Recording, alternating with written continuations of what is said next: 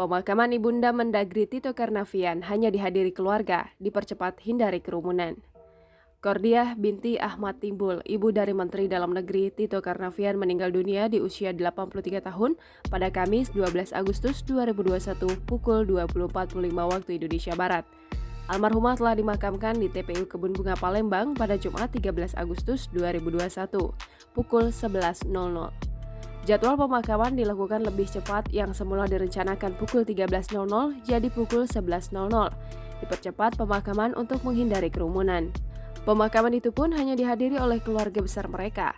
Rumah duka di Jalan Pangeran Sidoing, Kenayan, Kelurahan Karanganyar, Kecamatan Gandus, sejak lama sudah didatangi sejumlah kerabat dan tetangga.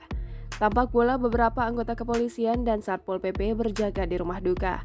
Almarhumah Kordiah dimakamkan di pemakaman keluarga Haji Amir Saleh Bakri di TPU Kebun Bunga, Kelurahan Kebun Bunga, Kecamatan Sukarami, Palembang. Pengurus makam keluarga Haji Amir Saleh Bakri, Heri Mukti, mengatakan Mendagri Tito mengikuti secara langsung proses pemakaman.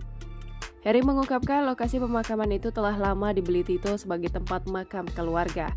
Selain ibu kandungnya, mertua Tito juga telah lama dikebumikan di situ.